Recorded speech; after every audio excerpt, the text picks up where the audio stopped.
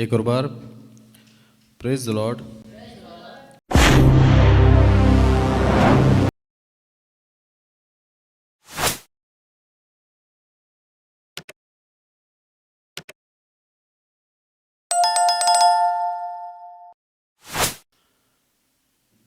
आज का दिन परमेश्वर ने हमें दिया ताकि हम उसकी स्तुति और उसकी आराधना कर सकें।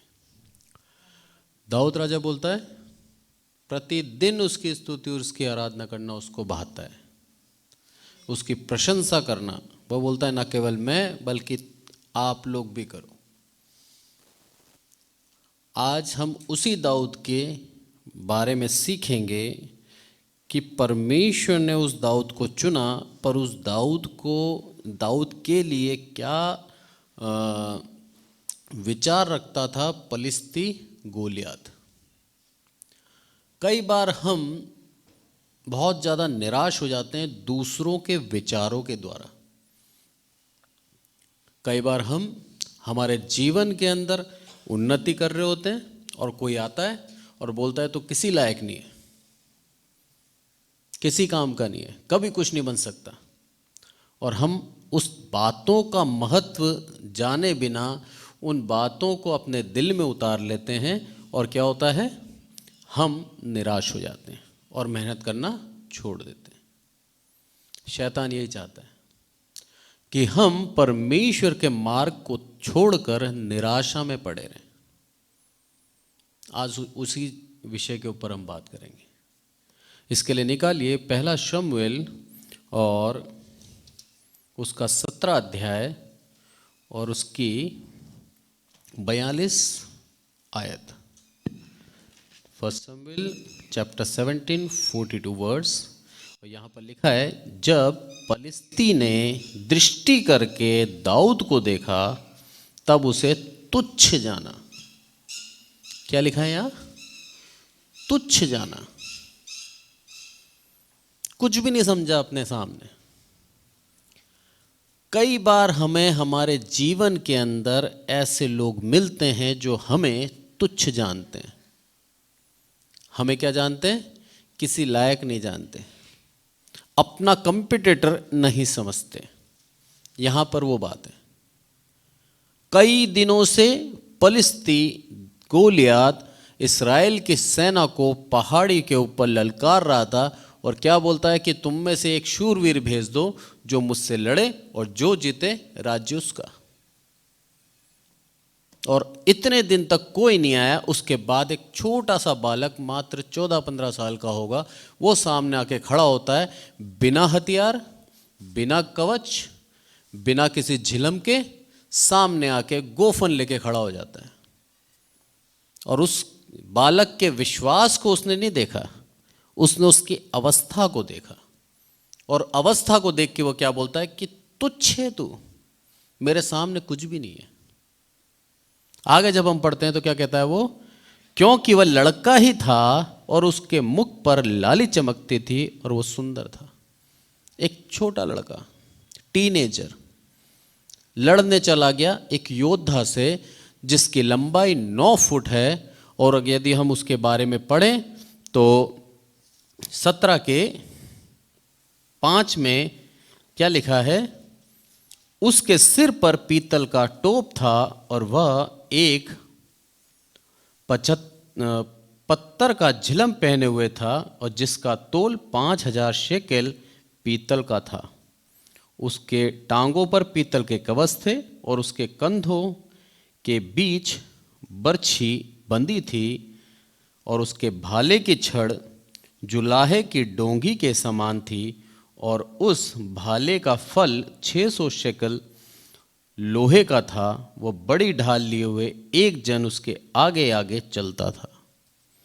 ये गोलियत के विषय में लिखा है। पूर्ण रूप से अपने आप को कवच से ढक लिया और लंबा चौड़ा था, अपनी सामर्थ के ऊपर, अपने बल के ऊपर घमंड करता था। एक विपरीत एक बच्चा है, टीनेजर है, जवान लड़का है, जिसने कोई कवच नहीं पहना, सिर्फ परमेश्वर का जीवता नाम लेकर उसके सामने आके खड़ा हो गया। मनुष्य की नजर से देखो तो दाऊद उस जगह हमें मूर्ख दिखाई देगा, यदि मनुष्य की नजर से देखते हैं तो। क्योंकि मनुष्य आकलन करता है बल को देखकर, फिजिकल अपीयरेंस को देखकर कि ये इतना बड़ा है, ये इतना छोटा है, आराम से इसको मार देगा। सब ने यही सोचा होगा, और मैं इसमें लिखा नहीं है पर पलिस्ती इसके ऊपर हंसे भी होंगे, जोर जोर से हंसे होंगे, बोला ये आया मारने हमारे शूरवीर को। पर परमेश्वर की दृष्टि से देखो तो परमेश्वर हमें सिर्फ और सिर्फ महिमा दिलाने के लिए उपयोग में लाता है, क्योंकि उसको हमारी सामर्थ्य से कोई मतलब नहीं, हमारे बल से कोई मतलब नहीं। यदि हम बलवान हैं और हम हमारे बल से किसी को मारते हैं तो परमेश्वर की महिमा नहीं होती। पर परमेश्वर चाहता है अपनी महिमा कराना हमारे जीवन से, इसीलिए उसने दाऊद को चुना, और दाऊद को चुनकर पलिस्ती गोलियात के मुंह पे थप्पड़ मारा, और ना ही उस पलिस्ती गोलियात के बल्कि पूरी पलिस्ती जाति को यह बता दिया कि मेरे यहां का एक बच्चा भी तुम्हारे शूरवीर से बड़ा शूरवीर है, क्योंकि ये मेरी प्रजा है। ये परमेश्वर को एक घमंड था अपनी प्रजा के ऊपर, और दाऊद को परमेश्वर के ऊपर पूर्ण विश्वास था कि मेरा परमेश्वर जीवित है, और मेरा परमेश्वर जब तक मेरे संग है, कितना भी बड़ा पलिस्ती क्यों ना आ जाए, परमेश्वर लड़ेगा मेरे तरफ से। ये पूर्ण विश्वास था उसको। दोनों जगह देखिए, मनुष्य ने उस दाऊद को तुच्छ जाना, अब परमेश्वर ने उस दाऊद का अभिषेक किया उसको भेजने से पहले। इसमें 16 का आप 13 पढ़ें, यहां लिखा है, तब शाऊल ने अपना तेल का सींग लेकर उसके भाइयों के मध्य में उसका अभिषेक किया, और उस दिन से लेकर भविष्य को यहोवा का आत्मा दाऊद पे बल से उतरता था। तब शमूएल उठकर रामा को चला गया। बल से उतर रहा है परमेश्वर का आत्मा। उस परमेश्वर की आत्मा की सामर्थ दाऊद ने पहचान ली थी। वो जानता था कि मेरे संग परमेश्वर है, और ये परमेश्वर मेरे को विजय दिलाएगा। परमेश्वर ने एक बच्चे को सुना और चुनने के बाद उसका अभिषेक किया, उसका सम्मान किया। उसी बच्चे का 17वें अध्याय में गोलियत क्या कर रहा है? अनादर कर रहा है, बोलता है तू मेरे सामने तुच्छ है। अब हमें चुनाव करना है, क्या हम मनुष्यों की कही हुई बातों के ऊपर मन लगा के अपने आप को निराश करें, या परमेश्वर जो हमारे जीवन से चाहता है उसके ऊपर विश्वास करें। यदि दाऊद उस वचन को सुनकर जो गोलियत ने बोले और वो निराश होकर उस मैदान से चला जाता, तो दाऊद चरवाहा का चरवाहा रहता, राजा कभी नहीं बनता, क्योंकि उसने उस चुनौती को स्वीकारा और परमेश्वर का जो उसका आत्मा था उसके बल को अनुभव करके वो सामने खड़ा हुआ। हम उस अवस्था में क्या करते हैं, ये हम जरा 1 मिनट के लिए सोचें। जब हमें कोई चिढ़ाता है, हमें कोई अनादर करता है, तो क्या हम उसके सामने खड़े रहते हैं अपने प्रभु का नाम लेकर, या हम वहां से चले जाते हैं? यहां पर सिखाता है ये दाऊद राजा बता रहा है कि वहीं पर रहा वो उसका सामना करने के लिए, क्योंकि बलवंत शक्तिशाली परमेश्वर का आत्मा दाऊद के अंदर था। और दाऊद यहां पर क्या लिखा है इसने, इतना जो वेट है ना, वेट के बारे में भी नीचे लिखा हुआ है कि 57 केजी का तो उसने टोप पहन रखा था, और उसके जो आर्मर थे लगभग क्या पूरा साफ दे रखा है 57 केजी का, और जो उसके भाले की फल था ना जिससे वो मारता, वो 7 किलो का। सोचिए 7 किलो का तो भाले का सिर्फ आगे का पोर्शन था, नोक, बाकी उसका डंडा वगैरह वो अलग। इतना तैयार होके आया था ये सोच कर कि मैं तो विजय प्राप्त करूंगा, मेरे को कोई नहीं हरा सकता। लिखा है पीतल बांध रखा था उसने पैरों पर भी, लंबा ज़्यादा था, उसको डर था पैर पे वार ना कर दे कोई, तो पैरों से लेके सब जगह उसने क्या कर रखा था, अपने आप को ढक रखा था। और उसको उस पीतल के कवच के ऊपर विश्वास था, क्योंकि उसके पास जीवता परमेश्वर नहीं था। और दाऊद के पास जीवता परमेश्वर था, इसलिए उसने आर्मर, उसने जो कवच है वो लिया ही नहीं। ये अंतर है दोनों के अंदर। एक शारीरिक रूप से बलवान है, एक शारीरिक रूप से दुर्बल है, पर एक आत्मिक रूप से बलवान है और दूसरे के पास आत्मिक प्रभु है ही नहीं। यहां पर लड़ाई परमेश्वर और गोलियात की थी। दाऊद को तो सिर्फ वहां पर दाऊद की महिमा के लिए रखा था। वो भी क्यों? क्योंकि दाऊद परमेश्वर की महिमा अपने जीवन से करता था। हमारा परमेश्वर बहुत ही महान है। हमारा परमेश्वर महिमा लेकर चुप नहीं बैठ जाता, लेकर रख नहीं लेता। उस महिमा से हमें दोबारा आशीषित करता है। जितना हम उसकी महिमा करते हैं, प्रभु हमारे को आदर, हमारे को सम्मान, हमारी प्रशंसा करवाता है। यदि जीवन के अंदर हमें प्रशंसा चाहिए, आदर चाहिए, महिमा चाहिए, तो हम उसकी महिमा अपने जीवन से करने लगे। दाऊद राजा के जीवन से हम सीखते हैं ये। एक चरवाहा जिसने कभी नहीं सोचा था कि वो उस राज्य का, उस देश का राजा बनेगा, कभी नहीं सोचा दाऊद ने। उसको मालूम भी नहीं था कि शमूएल ने उसको क्यों बुलाया, और ना यिशै को मालूम था, दाऊद के पिता को भी नहीं मालूम था। जब दाऊद के पिता को ये बोला गया कि तेरे पुत्र को लेके यहाँ पर आ, बड़ा भोज है और यज्ञ होगा, तब 7 पुत्र को ले आया, दाऊद को छोड़ दिया, क्योंकि दाऊद मात्र छोटा सा था, 12-13 साल का। छोड़ दिया उसको। बोला तो उसको लगा ये किसी लायक नहीं है, जैसे पलिस्ती गोलियात को लगा। उसके पिता को भी ये लगा कि बहुत छोटा है ये, इससे शमूएल को कोई काम नहीं होगा। पर यहां देखिए आप, परमेश्वर की महानता आपको बचपन से ही चुन लेता है। ऐसा नहीं है कि जब ये योग्य बनेगा तब चुनूंगा। उसको मतलब नहीं है आपके शारीरिक बल से और आपके पोजीशन से, कोई मतलब नहीं। उसने आपके भविष्य को तय कर रखा है, इसीलिए वो आपको बचपन से चुन लेता है। और दाऊद को चुन लिया, और जब चुना तब दाऊद को भी नहीं मालूम था ये मेरा अभिषेक क्यों हो रहा है और इस अभिषेक के बाद मैं क्या बनूंगा। क्योंकि यहां कहीं नहीं लिखा कि शमूएल ने उसको बोला हो कि तू जो राजा बनेगा। आयत हम दोबारा पढ़ सकते हैं 13वीं। इसके अंदर लिखा है, जब तब शमूएल ने अपना तेल का सींग लेकर उसके भाइयों के मध्य में उसका अभिषेक किया। बस यही लिखा है। कहीं लिखा है क्या अभिषेक क्यों किया? नहीं लिखा। क्योंकि परमेश्वर ने शमूएल को यह आज्ञा दी थी कि जा और उसका अभिषेक कर। इस कारण से वो गया और अभिषेक किया।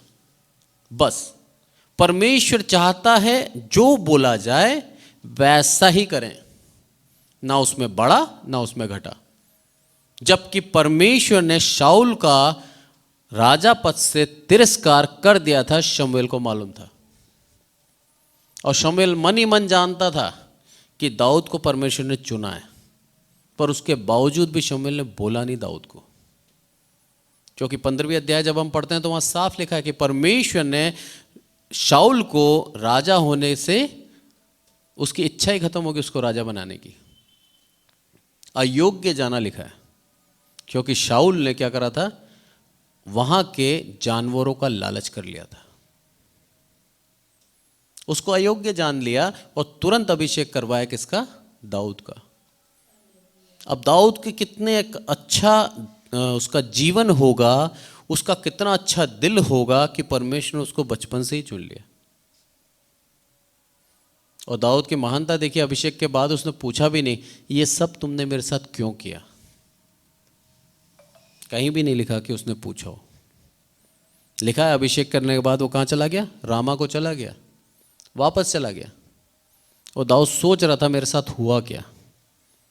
वो अभिषेक का ही प्रतिफल है कि वो 17वें अध्याय में गोलियात को मार देता है। परमेश्वर जानता था कि इसका अभिषेक करना जरूरी है, मेरा आत्मा देना इसको जरूरी है, बिना मेरे आत्मा के ये गोलियत को नहीं हरा सकता। ये दर्शाता है कि परमेश्वर हमारे भविष्य को जानता है और उसको सुनिश्चित करता है, उसकी रक्षा करता है, इसीलिए अपना आत्मा उसने दिया। आज ये वचन हमारे लिए किस तरह से काम के हैं कि आज भी परमेश्वर हमारे भविष्य को जानता है, आज भी हमारे को सुनिश्चित करना चाहता है, अपना पवित्र आत्मा वो हमें देना चाहता है। हम यदि प्रभु यीशु मसीह को ग्रहण करते हैं तो वो पवित्र आत्मा मिलता है, और आता जाता नहीं है, हमारे अंदर वास करता है, हमें सिखाता है, बार बार हमें बोलता है, बोधित कराता है, ये गलत है इसे मत कर, ये सही है इसे कर। परमेश्वर के राज्य में जाने का यही मार्ग है, बताता है कौन? पवित्र आत्मा। आज भी, और आज भी चाहता है पवित्र आत्मा कि हम जिस अवस्था में उससे हटकर अधिकारी पद पे जाएं, पर वो ये चाहता है कि निराश ना हो जीवन में। जिस तरह से दाऊद को तुच्छ जाना गया अपने पिता के द्वारा, गोलियत पलिस्ती के द्वारा, और उसके बाद जब वो सेनापति बना तो उसके साथ काम करने वालों के द्वारा। बार बार उसको ये बताया गया तो किसी काम का नहीं है। हम आगे आयत पढ़ेंगे तो बताएंगे, तो उसके अंदर लिखा है कि जब वो विजय प्राप्त करके आया तो अपने शर्ट उतार के, अपने वस्त्र उतार के नाच रहा था परमेश्वर की जीत के ऊपर। तब उसकी पत्नी मिकल क्या बोलती है? तेरे को ये शोभा नहीं देता। उसकी पत्नी ने भी उसको तुच्छ जाना। सोचिए कितना अनादर सहा उसने अपने जीवन के अंदर, और हर एक जगह परमेश्वर को महानता दी। हर एक जगह उसने परमेश्वर का जो आनंद है वो अपने अंदर रखा, और उन बातों को जो उसको निराश करती उसको सुना ही नहीं। बोलता है मेरे परमेश्वर के उत्सव के लिए मैं इससे भी ज्यादा नाच सकता हूं। ये जवाब दिया था उसने पत्नी को। अपने ही हमें चोट पहुंचाते हैं, बाहर का नहीं आएगा। जिनके हम ज्यादा सुनते हैं, जिनसे हम ज्यादा बात करते हैं, जिनके संग रहते हैं, वही हमें खेदित करेंगे। शैतान उन्हीं में होके बात करेगा। आज के वचन में हम सीख लें, निराशा को जीवन से निकाल दें। यदि निराशा आ गई तो आप अपने मंजिल, अपने गोल तक नहीं पहुंच पाएंगे। यदि हमें जीवन में कुछ बनना है तो निराशा को हटाना पड़ेगा। अपने ही होते हैं जो हमें पाप कराते हैं, दूसरा नहीं होता। आदम को उसकी पत्नी हवा ने ही पाप करवाया था। शैतान हवा में होके बात कर रहा था। हम कई बार सोचते हैं ये तो बहुत अच्छा है, ये गलत नहीं बोल सकता, वही गलत बोलता है। क्योंकि वचन कहता है अपने मित्र, अपने परम मित्र पर भी भरोसा मत करना, क्योंकि कोई परमेश्वर का स्थान नहीं ले सकता। परमेश्वर एकमात्र ऐसा है जो विश्वासघात नहीं करता, बाकी हर एक मनुष्य विश्वासघात कर सकता है, और काफी लोग करते भी हैं। इसलिए बोलता है परमेश्वर कभी विश्वास मत करना। और दाऊद को यह बात मालूम थी, इसलिए जितनी भी निराशाएं उसके जीवन में आई, उसने परमेश्वर के नाम से उन निराशाओं को हरा दिया और अपने जीवन में जीवते परमेश्वर की आशा रखी। उसको मालूम था मेरा परमेश्वर मेरे संग है, मैं हर एक काम कर सकता हूं, और उसने किए भी।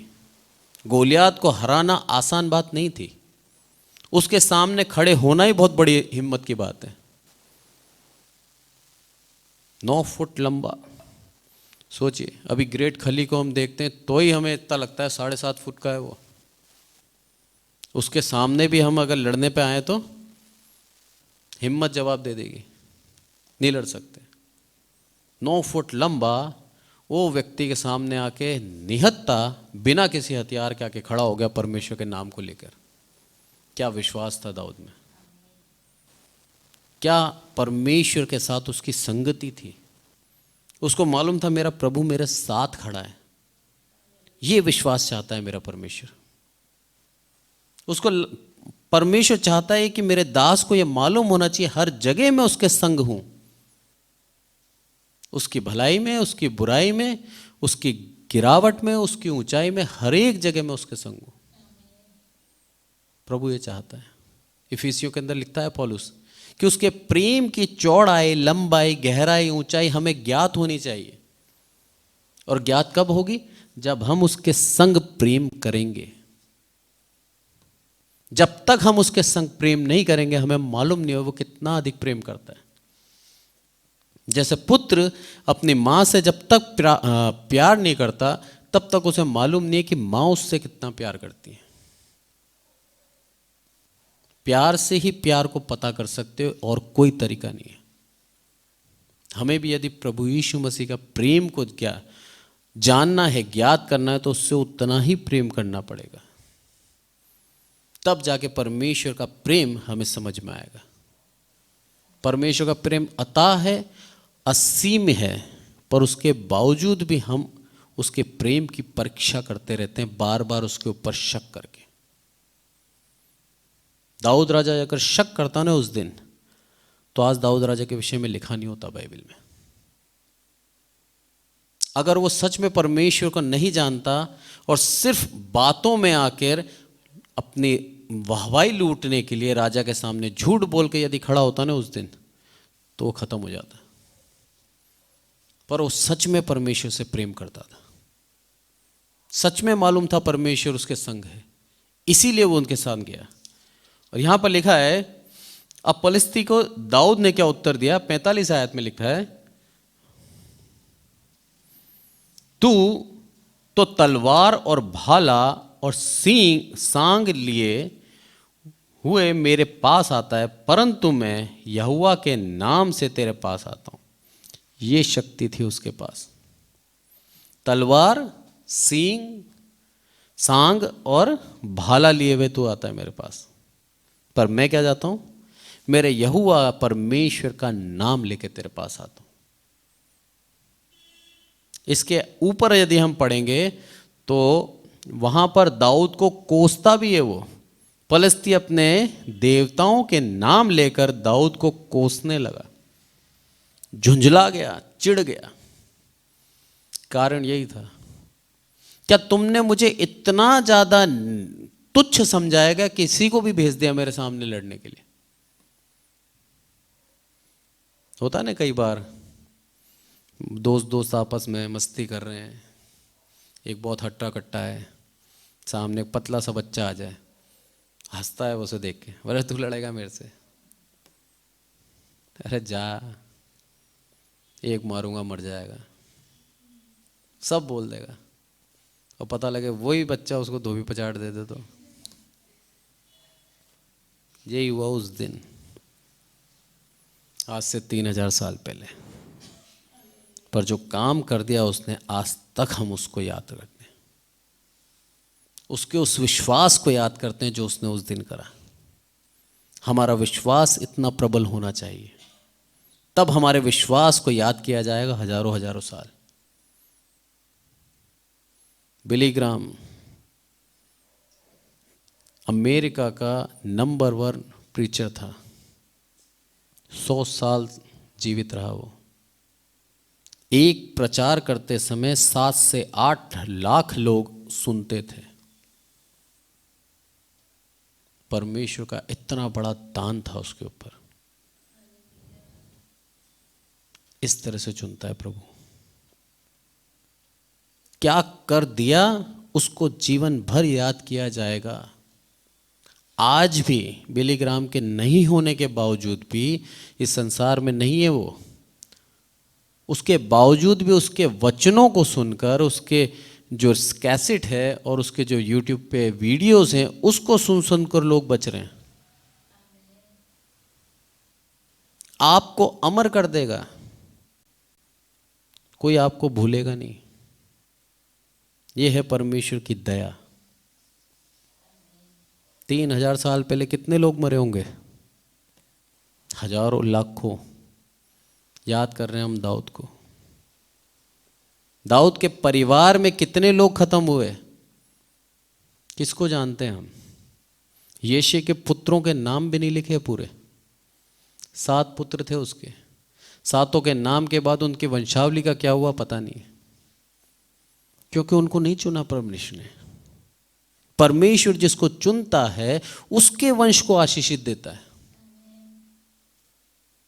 यदि हम चाहते हैं हमारे वंश को आशीष मिले तो हमें उसके गति के अनुसार चलना पड़ेगा, हमें उसके मार्ग पर चलना पड़ेगा, उसकी नियमों के आधार पर उसके ऊपर पूर्ण विश्वास करना होगा, तब वो हमारे वंश को आगे बढ़ाएगा। भजन संहिता 128 में लिखा है, उसने परमेश्वर का भय मानने की आशीषें दाऊद राजा ने लिखी हैं। लिखा है यदि तू उसका भय मानेगा तो तू तेरी कमाई को खाने पाएगा। सबसे बड़ी जो आशीष है, हमने कमाया, हम उसका भोग कर रहे हैं, कोई दूसरा नहीं खा रहा हमारी कमाई। लिखा है तेरी को एक अच्छी फलवंत दाखलता सी एक पत्नी मिलेगी। दाखलता बहुत ही एक बहुमूल्य पौधा है, जिससे बहुत ही बहुमूल्य पीने का एक पदार्थ वो बनता है, पेज जल नहीं बोलेंगे उसको, दाखरस मिलता है जो बहुत ही महंगा बिकता है। यानी कि एक उत्तम पदार्थ तुझे दिया है, ये परमेश्वर बताता है पत्नी के रूप में। यानी कि जो परमेश्वर का भय मानता है वो कभी भी कुंवारा नहीं रहेगा, परमेश्वर उसको जीवन का साथी देगा, क्योंकि परमेश्वर उससे प्रेम करता है। लिखा भी है वचन के अंदर कि आदम को देख के परमेश्वर ने क्या बोला, इसका अकेला रहना अच्छा नहीं है। पर उसके बावजूद भी आज संसार में हम देखते हैं पता नहीं कितने ऐसे युवक हैं जिनकी शादियां ही नहीं हुई, अधेड़ हो गए, अब बूढ़े भी हो गए। सोच लिए उनसे परमेश्वर प्रेम नहीं करता। अगर करता तो उसके लिए एक पत्नी उसकी सहायक जरूर देता। और ना केवल दिया, उसके बाद क्या बोलता है, तेरे जलपाई के पौधे के समान क्या होंगे, तेरे पुत्र होंगे, लड़के होंगे, बच्चे होंगे, तेरे वंश को मैं आगे बढ़ाऊंगा। दाऊद राजा के जीवन को यदि हम देखें तो उसकी सारी आशीषें उसके मिली हैं। दाऊद के पुत्र भी थे, दाऊद की शादी भी अच्छी हुई और दाऊद को लंबी उम्र भी थी। बोलता तू अपने नाती पोतों को देखने पाएगा, यानी कि दीर्घ आयु भी मैं तुझे दूंगा। और लास्ट में क्या बोलता है, इस्राएल में तुझे शांति मिले। सबके बाद शांति तेरे जीवन में बनी रहेगी, ये आशीष है परमेश्वर की। हम आशीष को कैसे देखते हैं, बड़ा टीवी, बड़ी गाड़ी, बड़ा घर, हम सोचते हैं ये आशीष है। ये आशीष नहीं है। आशीष है आपके जीवन में शांति, आपके जीवन में सुकून। जो चीज आपको मिली है प्लेट के अंदर, वो चीज आप खा सको। जो खाना आपको मिलता है ना, वो खाना खा सको, ये आशीष है सब कुछ पर खा नहीं पाते बहुत से लोग। बैंक बैलेंस भरे हुए हैं पर डॉक्टर ने सब मना कर दिया, कुछ मत खाओ। सोचिए ऐसे पैसे का कोई फायदा है। पर उसी चीज को मनुष्य क्या सोचता है, बहुत आशीषित है। परमेश्वर यहां सिखाता है हमें कि अपने जीवन को उसके अनुरूप ढाल लो। जीवन के अंदर इतना सब कुछ देने को तैयार है जो हमने सोचा नहीं था। आगे बोलता है यहां पर,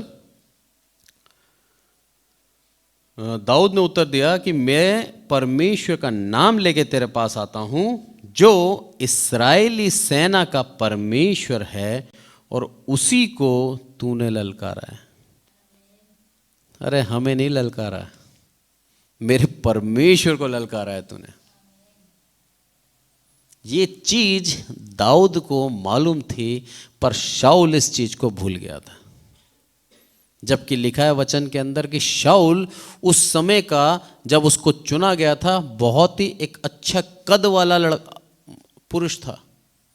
लिखा है सारे इस्राएली उसके कंधे तक आते थे, इतना लंबा चौड़ा था। वो व्यक्ति डर गया गोलियत को देखकर। कितना सोचो उसका कैसा दिल हो चुका था, परमेश्वर से कितना दूर हो गया था वो। पर दाऊद राजा परमेश्वर को जानता था, करीब था, क्या बोलता है, तूने मुझे नहीं ललकारा। किसको ललकारा है? मेरे जीवते परमेश्वर को ललकारा है। और आगे क्या बोलता है, आज के दिन यहोवा तुझको मेरे हाथ में कर देगा और मैं तुझको मारूंगा और तेरा सिर तेरे धड़ से अलग करूंगा। और मैं आज के दिन पलिस्ती सेना के शव आकाश के पक्षियों और पृथ्वी के जीव जंतुओं को दे दूंगा। तब समस्त पृथ्वी के लोग जान लेंगे कि इस्राएल में एक परमेश्वर है। यहां पर भी उसने परमेश्वर की महिमा करी है। कहीं नहीं बोला कि मैं दाऊद अपना नाम बड़ा करूंगा। लिखा है कहीं? कहीं नहीं लिखा। बोला मैं मारूंगा, क्यों? क्योंकि परमेश्वर मेरे हाथ में कर देगा तुझे। ये लिखा है पहले, तुझे मेरे हाथ में कर देगा, फिर मुझे इस्तेमाल करा उसने कि मैं तेरे को मारूं। पर बाद में क्या बोलता है, इस्राएल का परमेश्वर है, ये समस्त जाति जान लेगी। हम क्या बोलते हैं, मैं तुझे मारूंगा, देखना फिर मेरा नाम क्या होता है। परिवर्तन बातों में लाना पड़ेगा यदि परमेश्वर के संग चलना है तो। हमारे मुंह से हमारी प्रशंसा ना हो, बल्कि परमेश्वर को आदर और महिमा मिले। परमेश्वर यही चाहता है हमसे। दाऊद ने भी यही करा, बोला सब कुछ कर देगा प्रभु मेरे हाथ में, इसीलिए मैं तुझे मार पाऊंगा। उस चीज को वो जानता था, परमेश्वर की सामर्थ को जानता था। और इसलिए बोलता है लास्ट में क्या, कि वो इस्राएल का परमेश्वर है, ये सबको पता लग जाएगा। और 48वीं आयत देखते हैं हम। तब पलिश्ती उठकर दाऊद का सामना करने के लिए निकट आया। तब दाऊद सेना के और पलिश्ती के सामना करने के लिए फुर्ती से दौड़ा। देखिए, वो सामने आया उठ करके, और वो भाग के सामना कर रहा है। उसका 1% भी डर नहीं है उसके अंदर, ये दिखाता है। 1% भी संकोच नहीं है, 1% भी उसने क्या है, शक नहीं है कि मेरा परमेश्वर मेरे संग नहीं है। उसका विश्वास कितना अच्छा था। और जब हम देखते हैं 49 आयत, इसको भी पढ़ते हैं हम। फिर दाऊद ने अपनी थैली के में हाथ डालकर उसमें से एक पत्थर निकाला और उसे गोफन में रखकर पलिश्ती के माथे पर ऐसा मारा कि पत्थर उसके माथे के भीतर घुस गया और वो भूमि पर मुंह के बल गिर पड़ा। एक बार में खत्म, एक पत्थर। मैं समझता हूं दाऊद की हाइट 14 साल का लड़का है, 5-5.5 फुट होगी, और वो 9 फुट का, लगभग डबल। और उसने जब पत्थर उठाया होगा अपने गोफन में डाल दे, तो इतना मान लो, इतना बड़ा तो नहीं उठाया होगा, छोटा सा पत्थर। 9 फुट के व्यक्ति के सामने अगर एक कंकर रखा जाए, वो कंकर उसको गिरा सकता है? नहीं गिरा सकता। पर जब वो कंकर परमेश्वर के नाम को लेके मारा जाता है, तब उस कंकर में भी जान आ जाती है। दाऊद के अंदर कोई ऐसी खूबी नहीं थी कि वो एकदम सटीक निशाना मार सके। दाऊद के अंदर कोई ऐसी खूबी नहीं थी कि वो बहुत वेग से पत्थर मारता था, ये भी नहीं लिखा। दाऊद की खूबी सिर्फ ये थी कि वो जीवते परमेश्वर को प्रथम स्थान देता था। यही खूबी थी दाऊद के अंदर। परमेश्वर का आदर सम्मान करता था, परमेश्वर को प्राथमिकता देता था। इसीलिए परमेश्वर उसके शत्रुओं को उसके पैरों में कर देता था। हमें यदि जीवन के अंदर आगे बढ़ना है तो हमारे शत्रु आएंगे बीच में, उन शत्रुओं से बचना है तो प्राथमिकता परमेश्वर को दे। परमेश्वर हमारे पैरों के अंदर उस शत्रुओं को कर देगा। जिस तरह यहां लिखा है कि मुंह के बल गिरा, दाऊद इधर से दौड़ रहा है, वो उधर से आ रहा है, और उसके दाऊद के पैरों में गिर गया। सोचा नहीं था किसी ने ऐसा होगा। यहां तक कि शाऊल राजा ने भी नहीं सोचा था, इस्राएली भी नहीं जानते थे कि दाऊद उसको मार देगा, पर दाऊद के विश्वास के द्वारा, उसकी जिद के द्वारा दाऊद को वहां पर भेजा गया था। और जब पलिस्तियों ने देखा कि ऐसा हो गया, डर के मारे भागे वो, पर इस्राएलियों ने उनको भी मारा। क्योंकि लिखा है तुम्हारे पलिस्तियों के शव मैं क्या कर दूंगा, जीव जंतुओं को दे दूंगा। दे दिए उसने, सबको दे दिए। परमेश्वर यहाँ सिखाता है कि जब तक मैं हूं तेरे संग, कितना भी पहाड़ बराबर समस्या क्यों ना आ जाए, 1% भी शंका मत रखना, सोच मत रखना, शक मत रखना। मैं हर एक असंभव काम को संभव करने के लिए तैयार हूं। परमेश्वर हमें बार बार ये याद दिलाता है कि वो हमसे कितना प्रेम करता है, और उस प्रेम के खातिर हमें कभी नीचा नहीं होने देता, हमारा अनादर नहीं होने देता, हमारी स्तुति, हमारी प्रशंसा औरों से करवाता है परमेश्वर। और यही हुआ, दाऊद की प्रशंसा होने लगी। दाऊद को शूरवीर कहा गया, जबकि दाऊद के अंदर कोई ऐसी योग्यता नहीं थी। वो एक आम इंसान था, हमारी और आपकी तरह। जितना बल मुझ में है उतना ही बल उसमें होगा। कोई बहुत बड़ा बलवान नहीं था वो, अपने बल पे उसको विश्वास ही नहीं था। उसने साफ कहा, मैं मेरे परमेश्वर के नाम को लेकर तेरे सामने आता हूँ। आज हम ये ध्यान लें, ठान लें मन में, दुश्मन हमें निराश भी करेगा, हमें तुच्छ भी बोलेगा, हमें कोसेगा भी सही, क्योंकि वो नहीं चाहता कि हम परमेश्वर के राज्य में आगे बढ़ें। हमें मार्ग से हटाना चाहता है, निराश करना चाहता है। पर परमेश्वर का जीवता वचन हमारे संग होना चाहिए, तो हम उस निराशा को आशा में बदल देंगे। वही एक वचन है जो हमें उस आशा में जीवित रख सकता है। नहीं तो हमारे अंदर कोई योग्यता नहीं है, कोई ऐसी सामर्थ्य नहीं है कि हम उस चीज के ऊपर जीत प्राप्त कर सकें। पर सिर्फ परमेश्वर का उस पवित्र वचन के द्वारा हम जीत प्राप्त कर सकते हैं। परमेश्वर छोटे से वचन से हम सबको आशीषित करें। आइए प्रार्थना करते हैं। हे हमारे प्रभु, आपका बहुत बहुत धन्यवाद ईश्वर। मेरे प्रभु, सब कुछ आपके हाथों में सौंपते हैं ईश्वर। मेरे प्रभु, इस कलीसिया के लिए प्रार्थना करते हैं ईश्वर। हमारे जीवन के अंदर बहुत से लोग हैं ईश्वर, जो हमें प्रतिदिन निराश करते हैं ईश्वर। प्रतिदिन हमें ये एहसास दिलाते हैं कि हम किसी योग्य नहीं हैं ईश्वर। मेरे प्रभु, हमें तुच्छ गिना जाता है, हमें अयोग्य गिना जाता है ईश्वर। मेरे प्रभु, पर आपकी दया और आपकी सामर्थ्य हमारे ऊपर है ईश्वर। हमें उस अयोग्यता से मेरे प्रभु आप योग्य बना देते हैं ईश्वर। हमें मेरे प्रभु आप इस योग्य बना देते हैं कि दूसरी हमारी प्रशंसा भी करता है ईश्वर, हमें आदर देता है, हमें सम्मान मिलता है ईश्वर, सिर्फ और सिर्फ आपकी दया और आपके अनुग्रह से ईश्वर। सब कुछ आपके हाथों में सौंपते हैं ईश्वर। मेरे प्रभु, पूरी कलीसिया के लिए प्रार्थना करता हूँ, हर एक विश्वासी के लिए प्रार्थना करता हूँ ईश्वर में, कि जब जीवन के अंदर इनकी निराशा है ईश्वर, तो मेरे प्रभु आपकी एक जीवित आशा इनके जीवन में हो ईश्वर। वो निराशा इनको आपके वचन से दूर ना लेके जाए ईश्वर, पर जीवित आशा के द्वारा ये आपके और अच्छा व्यक्तिगत रिश्ता, एक पर्सनल रिश्ता बना सके मेरे प्रभु आपसे। मेरे प्रभु, आपकी दया और आपकी करुणा हम पर है इस कलीसिया पे, इसलिए आपका बहुत बहुत धन्यवाद मेरे प्रभु। एक और बात, सब कुछ आपके हाथों में सौंपता हूँ मेरे प्रभु। आए हुए हर एक विश्वासी को आपके हाथों में देता हूँ ईश्वर। इनके जीवन में मेरे प्रभु बहुतायत की आशीष देना ईश्वर। इनको सर बनाना मेरे प्रभु, पूछ नहीं ईश्वर।